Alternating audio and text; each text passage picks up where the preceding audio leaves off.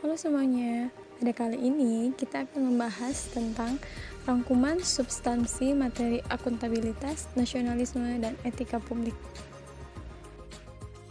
Namun sebelumnya, perkenalkan, saya Ica Fajrisa Dwi Putri, calon analis survei pengukuran dan pemetaan penempatan kantor pertanahan Kabupaten Banyuasin. Materi yang akan kita pelajari pada kali ini terbagi menjadi 3 bagian. Yang pertama, itu akuntabilitas, yang kedua nasionalisme, dan yang ketiga etika publik. Pertama-tama kita bahas dulu nih, apa bedanya akuntabilitas dan tanggung jawab? Akuntabilitas adalah kewajiban pertanggungjawaban yang harus dicapai, sedangkan tanggung jawab adalah kewajiban untuk bertanggung jawab. Jadi teman-teman jangan salah lagi ya antara akuntabilitas dan tanggung jawab. Jadi, pengertian akuntabilitas. Akuntabilitas merujuk pada kewajiban setiap individu, kelompok, atau institusi untuk memenuhi tanggung jawab yang menjadi amanahnya, yaitu untuk menjamin terwujudnya nilai-nilai publik.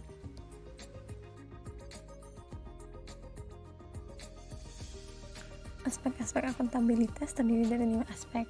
Yang pertama, berorientasi pada hasil. Maksud dari berorientasi pada hasil adalah akuntabilitas diharapkan menghasilkan aparatur sipil negara yang bertanggung jawab, adil, dan inovatif. Aspek yang kedua yaitu akuntabilitas adalah hubungan.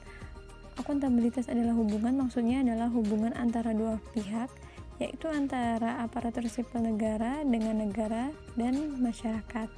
Untuk yang ketiga, aspek bahwa akuntabilitas itu membutuhkan laporan. Jadi untuk individu, laporan yang akan digunakan itu berdasarkan kontrak kerja, sedangkan laporan dari suatu institusi itu bisa dilihat dari lakip. Untuk aspek selanjutnya yaitu memerlukan konsekuensi. Jadi akuntabilitas adalah suatu kewajiban, di mana apabila suatu kewajiban itu memerlukan konsekuensi. Konsekuensi di sini terdiri dari penghargaan dan sanksi. Selanjutnya, aspek terakhir adalah memperbaiki kinerja.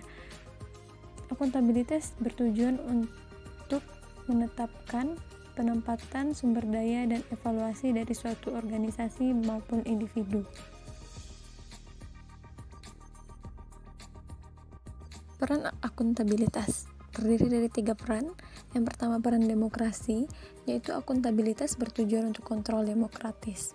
Yang kedua, peran konstitusional. Akuntabilitas berperan sebagai untuk mencegah korupsi dan penyalahgunaan kekuasaan. Peran yang ketiga yaitu peran belajar untuk meningkatkan efisiensi dan efektivitas. Tingkatan akuntabilitas. Yang pertama, tingkatan akuntabilitas personal, yaitu mulai dari diri seseorang, seperti sifat kejujuran atau keberanian dari diri seseorang tersebut. Yang kedua, tingkatan akuntabilitas individu, yaitu adalah hubungan antara individu dan lingkungan kerja. Pada hal ini yaitu hubungan antara PNS dan instansi pemberi wewenang. Untuk tingkatan yang ketiga yaitu akuntabilitas kelompok, yaitu pembagian kerja kelompok, di mana setiap individu memiliki peranan yang penting agar tercapainya kinerja organisasi yang diharapkan. Untuk tingkatan yang keempat yaitu akuntabilitas organisasi, yaitu hasil keputusan individu dan institusi mengacu pada hasil laporan yang telah dibuat. Untuk tingkatan yang terakhir yaitu akuntabilitas stakeholder, di mana akuntabilitas diharapkan menyediakan pelayanan ke masyarakat yang adil dan responsif. Selanjutnya, mekanisme akuntabilitas. Mekanisme akuntabilitas setiap orang, individu, ataupun institusi itu berbeda-beda. Namun, ada 4 mekanisme wajib yang harus dianut. Yang pertama yaitu akuntabilitas kejujuran dan hukum, yaitu harus patuh hukum dan peraturan. Yang kedua, akuntabilitas proses, yaitu pelaksanaan tugas sesuai sistem yang ada. Yang ketiga yaitu akuntabilitas program, yaitu pertimbangan pencapaian tujuan yang ditetapkan. Yang keempat itu akuntabilitas kebijakan, yaitu pertanggungjawaban pemerintah atas kebijakan yang diambil. Materi yang kedua yang akan kita bahas yaitu nasionalisme. Pengertian nasionalisme adalah rasa cinta pada tanah air, ras, bahasa, atau sejarah budaya suatu bangsa, namun tetap menghormati bangsa lain. Prinsip-prinsip nasionalisme. Nasionalisme tumbuh dalam suatu bangsa dikarenakan adanya kesamaan dari suatu bangsa tersebut.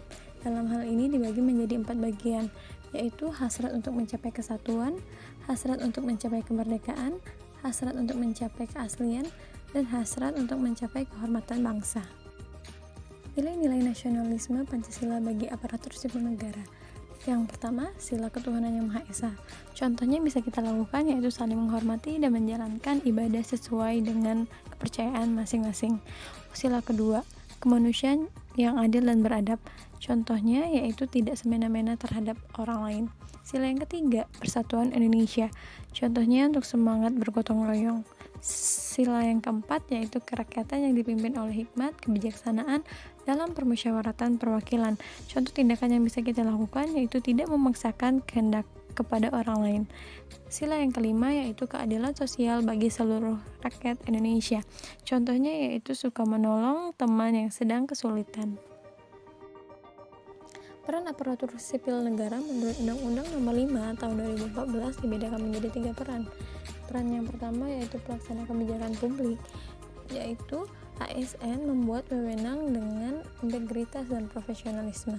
Peran yang kedua yaitu pelayanan publik, diharapkan ASN menerapkan sistem good governance. Peran yang ketiga yaitu perekat pemersatu bangsa. ASN berfungsi sebagai perpanjangan tangan pemersatu bangsa dan untuk menciptakan kedamaian di Indonesia. Materi ketiga yang akan kita bahas pengertian kode etik. Kode etik adalah refleksi tentang standar atau norma yang menentukan baik atau buruk perilaku, tindakan, dan keputusan untuk mengarahkan kebijakan publik dalam rangka menjalankan tanggung jawab pelayanan publik. Dimensi etika publik terdiri dari 3 dimensi. Dimensi yang pertama, modalitas, terdiri dari unsur akuntabel, transparan, dan netral. Akuntabel maksudnya pemerintah harus mempertanggungjawabkan secara moral, hukum, dan politik atas kebijakan dan tindakan yang mereka lakukan kepada masyarakat.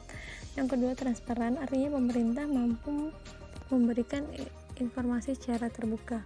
Yang ketiga, unsur netral, yaitu aparatur sipil negara dilarang menjadi anggota maupun pengurus partai politik. Dimensi yang kedua yaitu kualitas dan pelayanan publik, artinya aparatur sipil negara mampu mengidentifikasi masalah-masalah dan konsep dalam pelayanan publik.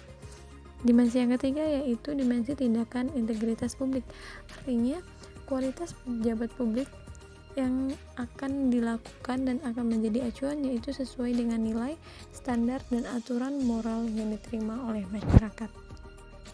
Baik, itu saja materi yang bisa saya sampaikan untuk tugas hari ini. Terima kasih atas perhatiannya.